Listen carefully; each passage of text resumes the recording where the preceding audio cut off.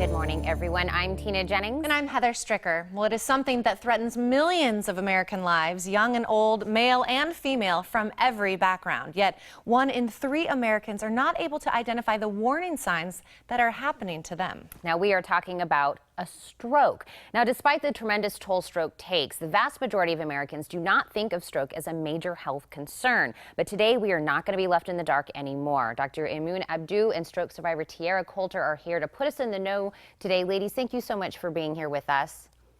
So, Doctor, let's start with you. I know off the top we were talking about how, this is one of those top things that we should be thinking about as Americans. Let's kind of really get people to take notice with some statistics on how many people are having strokes and how many people are unfortunately dying.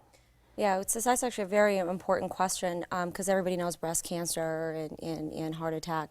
It's the third leading cause of death in America, but it's the #1 leading cause of disability, which for some people, we'll talk about Tiara, who's doing really well, it's worse than death.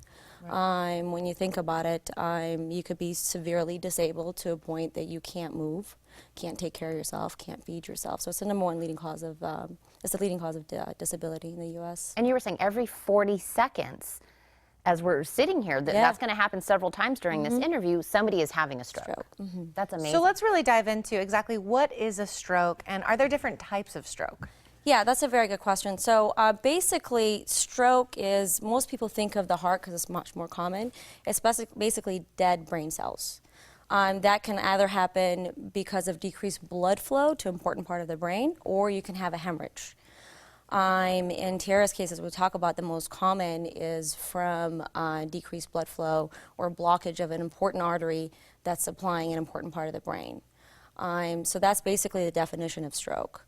The treatments are different. The presentations are different. If it's from decreased blood flow to the brain, you don't have any pain, and we'll talk about the symptoms. Whereas if it's a hemorrhage, you can actually have a headache, because the actual brain cells, unlike the heart, when people have decreased blood flow to the heart, they get a heart attack, it hurts.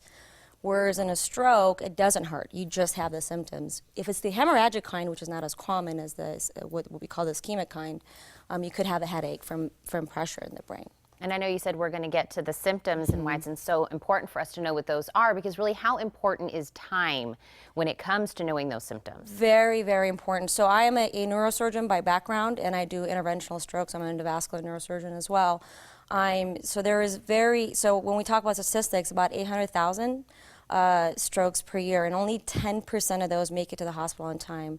And only 10% of that, about 10% of that, are able to get to somebody like me.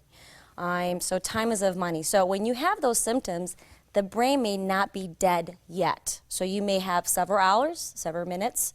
So it's very important to recognize those symptoms, drive your loved one, call 911, come to the nearest stroke center. I'm at Carlin Neurological Institute. And what we could do is give you a medication, it's a clot buster, once we've ruled out that it's not from hemorrhage, it's from decreased blood flow, for example. And if that doesn't work, especially if it's a big artery like hers, then we go into the groin artery, bypass the heart, go find the blockage, and take it out. But that can only be done if there's salvageable brain. So if you didn't make it in time and the warning sign is over and your brain is already stroked or dead, we can't really reverse that. So and we have Tiara here, who is amazing and a stroke survivor here. So let's talk about a lot of those symptoms that you're talking about, and maybe some that Tiara had early on. So I don't quite think they should remember what happened. Very young. I think it's very important. They asked me, and I thought she was a great case because most people think of strokes, they think of older people. She was probably 37? Yeah, 37. 37, very young, healthy. So she could not move her right side of her body. The stroke brain was an important part of her brain, her dominant brain, so speech, personality, who we are, was affected, so she could not talk.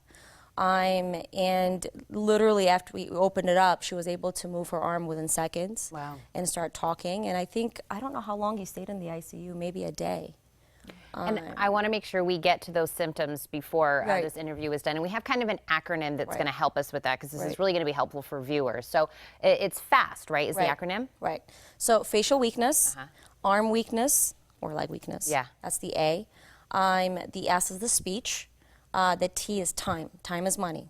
You can have other symptoms as well, but I like to tell my patients in general, if all of a sudden you have no pain, for example, you can't do stuff, you're trying to talk, you can't talk, that by definition is a stroke until we figure out what it is. Absolutely. There are other things that it could be, but this is the most important thing to rule out because time is of essence.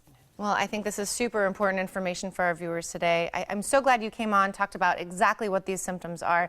And of course, my dear, for you joining us as well. We're so happy to see that you're doing well. Thank you. And I'm going to give our viewers some more information in case they'd like even more.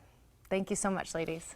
Now, for more information, you can just call 917-7520 or log on to heart.org.